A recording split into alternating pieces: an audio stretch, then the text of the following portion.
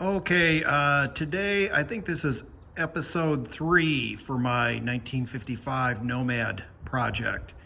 And the video today is to talk about standard colors and also discuss about the very famous eyebrow trim and the spears that go on the fender and then also on the door.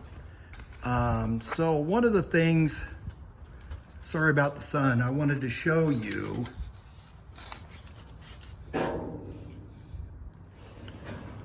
is my COWL tag. Now normally behind paint number, you can see mine says SPL. Normally there is a number.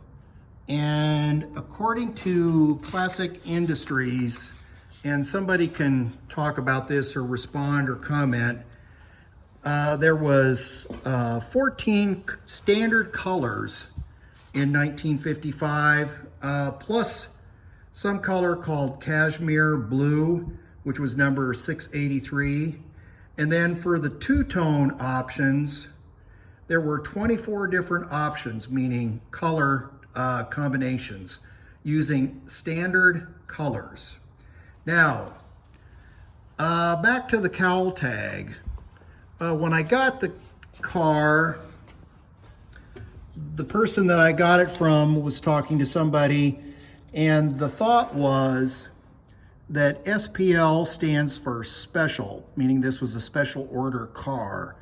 But somebody else had told me that SPL stands for, I think it's speed line, which is what the name was for the two-tone cars. So, you know, the bottoms were one color and the top was another color.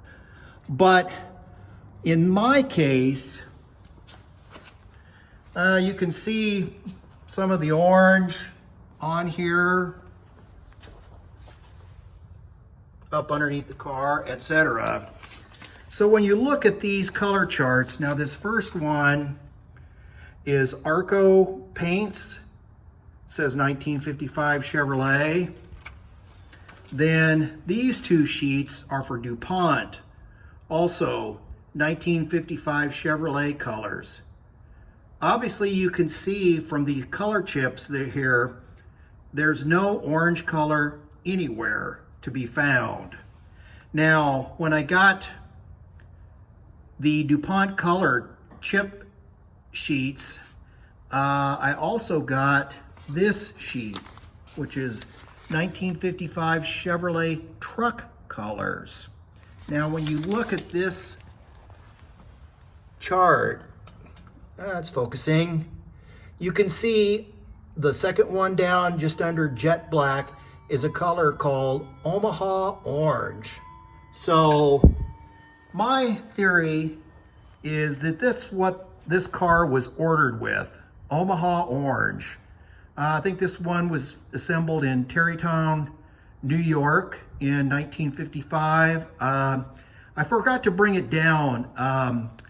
The heater box, which I took out of the car, so the heater box was bolted in right through there on the firewall. And actually, I am the person that took the heater box out and also the insulation pad that was clipped with these special clips to the back of the firewall. But you can see the orange color. Anyway, the heater box was date coded 3-55. So that makes this car kind of a, I guess, mid to late production vehicle. But one of the things that I wanted to do was just go around the car and show all the different places where that orange paint shows up. And actually, starting at the COWL tag, maybe can't quite see it. Sorry about that. I forget that. There's a little bit of the orange paint still inside the rivets, so I know this tag was never taken off. I know you can see up inside the top of the behind the dash, the orange color.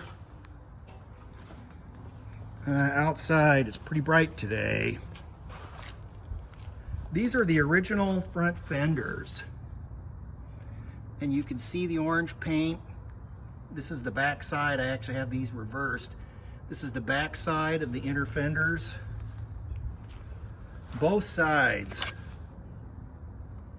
orange paint on there. And also on the inside of the fenders, orange paint. These little pieces are called the lower fender extensions. Orange paint on both of those pieces there. So I'm saying that these pieces, I actually had to cut these things off the car. They were so rusted. You can see that spot there. And then the inner fenders were already out of the car when I got it. Little spots along there. You can see where the orange paint was overspray when they put the front clip together. Obviously the dash is orange. Actually, the underside had never seen daylight since 1955. I'm going to come back to the front fenders. Back on this side, back in the back, oh, there's the original steering column.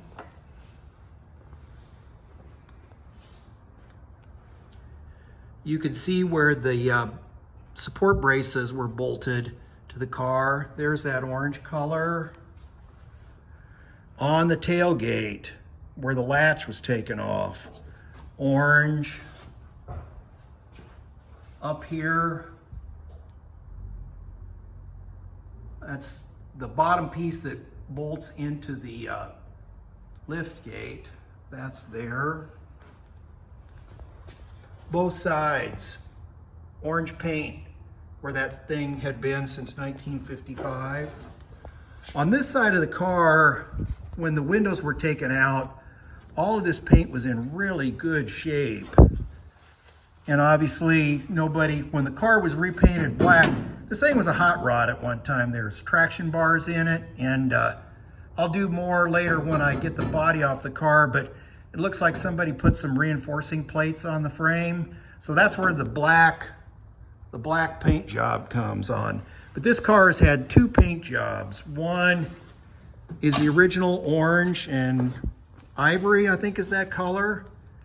This is a really nice spot right here, but you can see where the dividing line is between the bottom color and what the color of the roof was. And the drip ledge, this is on the driver's side, is still wearing its white paint. Now, on to the front fenders. Okay, now on this side, along here, there's a little bit of the orange overspray still visible on the back of the fender.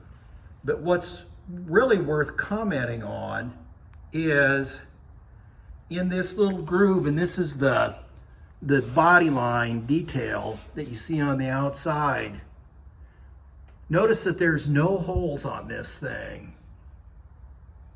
And the point I'm making in this video, besides the special order color, is the fact that this thing also did not leave the factory with eyebrow trim in the side spears. Someone had commented to me that literally every 1955 Nomad had left the factory with eyebrow trim. And based on what I see on my car, I don't agree with that. At least this car left the factory without the eyebrow trim on it. I've restored a bunch of vehicles and done customization and all kinds of stuff over the years, and I've had 1,000 holes welded shut. And if somebody had gone along here and welded holes shut, they did the most miraculous metal finishing job on the back side of the fender. that anybody's ever seen. And also, fenders are in nice shape. A lot of them rust out in the eyebrow. And this was on both sides. No holes whatsoever. Little stroll down the back side again. I'm going to go back here and show you. Let me get the old 1966 Typhoon out of the way. That's my parade vehicle. This is the driver's side door.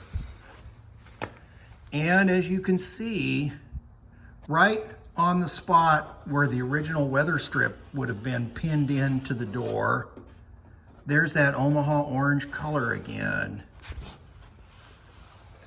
Down in the bottom, where this door has been sanded on, they didn't work too hard, because in the little dips in the shaping of the inner door, they still have the original orange. Now, it's difficult to see inside here. Sorry about the video. There we go. The other thing you'll notice on these doors is that there are no holes in the doors. These are really nice, just the right amount of rust on the bottom, but not rust through. Original inner doors, original outer skins, and there's not one sign of any holes ever having been drilled in the doors to attach that eyebrow trim. That's the driver's side door, orange, and it's definitely a Nomad door. Okay.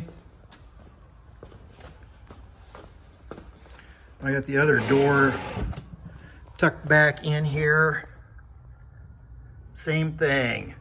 On the leading edge, on the front side, this is a passenger door. Orange paint all over the place. Okay. I even separated the headlight buckets from the fenders.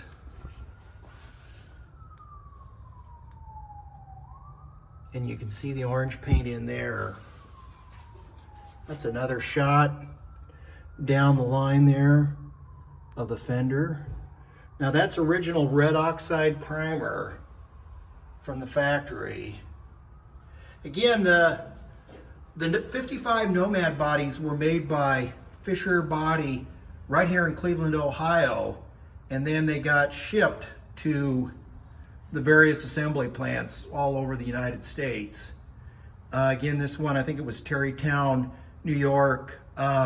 There's a really nice video of the 50 millionth car that Chevrolet put out in 1955, and they showed the thing coming together on the assembly line, and basically it's a rolling chassis with the body on it, and then off from the side comes a fully assembled front clip with the lights and everything in it, and then comes over top of the next car to get put together. That thing got dropped down in place and then bolted up to the body and then sent on down the line.